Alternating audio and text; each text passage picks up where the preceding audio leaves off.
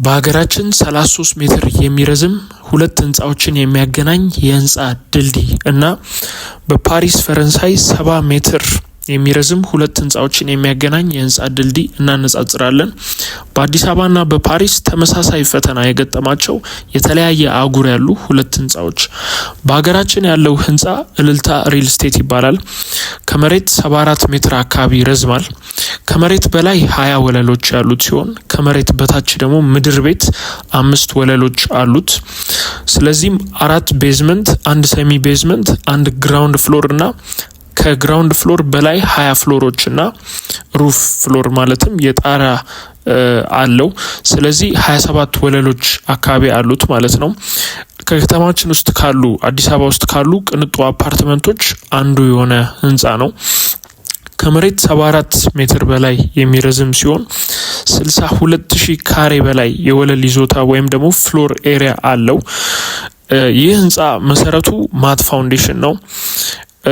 ከ33 ሜትር በላይ የሚረዝም ታወር ብሪጅ ወይም ደግሞ የህንጻ ድልድይ ያለው ሲሆን ይህ ድልድይ ለ19ኛው ፍሎር፣ ለ20ኛው ፍሎር እና ለሩፍ ፍሎር የተደረገ ድልድይ ነው። እጅግ በጣም ብዙ ስካፎልዶችን ለድልድዩን ለማቆም ተጠቅሟል። ከመሬት ራፍሊ 60 ሜትር የሚረዝም ርቀት አለው። እናም የስካፎልዱ ርዝመት ማለትም የተወሰነ ያህል ፍሎር ከወጡ በኋላ ነው ስካፎልድ ያቆሙት። እስከ 48 ሜትር በላይ የሚረዝሙ ስካፎልዶች ተቀጣጥለውለታል ማለት ነው።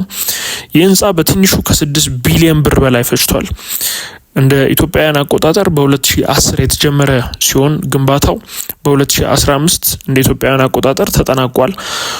ለህንጻው ድልድይ ፖስት ቴንሽን ቴክኖሎጂ ተጠቅመዋል። ይህን የፖስት ቴንሽን ስራ የሰራው በሀገራችን ኢስት አፍሪካን ስፔሻላይዝድ ኢንጂኒየርስ ወይም ደግሞ ኢዝ የተባለው የፖስት ቴንሽን ስፔሻሊስት ድርጅት ወይም የፖስት ቴንሽን ተቋራጭ የሆነ ድርጅት ነው። የፈረንሳዩ ህንጻ አርች ዴ ላ ዲፌንስ ይባላል። ከመሬት 110 ሜትር ይረዝማል። ወደ ጎን 108 ሜትር በ112 ሜትር ይሰፋል ማለት ነው።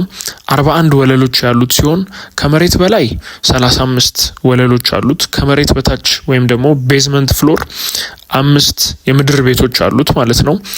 ይህም ህንጻ ይዞታው 80,000 ካሬ ፍሎር ኤሪያ ነው። ማለትም የህንጻው ይዞታ ስፍራ ሙሉ ወለሎቹ ተደምረው የያዙት ስፍራ 80,000 ካሬ ነው ማለት ነው። ግንባታው የጀመረው እንደ አውሮፓውያን አቆጣጠር በ1985 ሲሆን የተጠናቀቀው በ1989 ነው።